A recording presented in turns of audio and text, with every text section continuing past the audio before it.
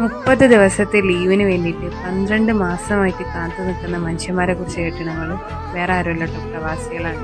ഒരവസ്ഥ നിങ്ങൾ ആലോചിച്ച് നോക്കി. കലണ്ടറിൽ ഓരോ ദിവസവും എണ്ണിയിട്ടായിരിക്കും അവർ മുന്നോട്ട് പോകുന്നുണ്ടാവുക. എനിക്ക് എന്ന് നാട്ടിൽ പോകാൻ കഴിയും, എന്നാണ് എനിക്ക് എൻ്റെ അപ്പൻ്റെയും ഉമ്മൻ്റെയും മക്കളെയും ഭാര്യയുടെ കൂടെ ഒക്കെ സന്തോഷത്തിൽ ജീവിക്കാൻ കഴിയാന്നൊക്കെ ആലോചിച്ചിട്ടായിരിക്കും ഓരോ ദിവസവും അവർ മുന്നോട്ട് പോകുന്നുണ്ടാവുക. അവസാനം കാത്തിരിപ്പിന് ശേഷം നാട്ടിലേക്ക് എത്തിയാൽ മണിക്കൂറുകൾ പോകുന്ന പോലെ ആയിരിക്കും ഓരോ ദിവസവും കഴിഞ്ഞു പോകുന്നുണ്ടാവുക. ഫാമിലിന്റെ കൂടെയുള്ള സമയവും ഫ്രണ്ട്സിന്റെ കൂടെയുള്ള കറക്കൊക്കെ കണ്ണടച്ച് തുറക്കുന്നതിന് മുന്നേ ഓർമ്മകളായിട്ട് മാറിയിട്ടുണ്ടാവും. തിരിച്ചു പോകുമ്പോൾ മനസ്സ് നാട്ടിൽ വെച്ചിട്ടാവും ഓരോ പ്രവാസികളും ആ കടല് കടക്കുന്നുണ്ടാവുക. ഒരുപാട് ഉത്തരവാദിത്തങ്ങളും ഒരു ബാഗ് നിറച്ച ഓർമ്മകളായിട്ടായിരിക്കും അവർ തിരിച്ചു പോകുന്നുണ്ടാവുക. വീണ്ടും അടുത്ത ലീവിനുള്ള കാത്തിരിപ്പ്. ഇങ്ങനെ 10 വർഷം 20 വർഷമൊക്കെ ആയിട്ട് ജീവിക്കുന്ന പ്രവാസികളുണ്ട്. ഈ കാത്തിരിപ്പ് ഭയങ്കര പ്രയാസമാണ്. പക്ഷെ അതിനേക്കാൾ സങ്കടമാണ് ആയുസിന്റെ പകുതിയും പ്രവാസിയായിട്ട് ജീവിക്കുക എന്നുള്ളത്. അവരാ മണ്ണ് കിടന്ന് കഷ്ടപ്പെടുന്നോണ്ടാടോ ഇവിടെ നമ്മൾ ഒന്നും അറിയാണ്ട് ജീവിക്കുന്നത്.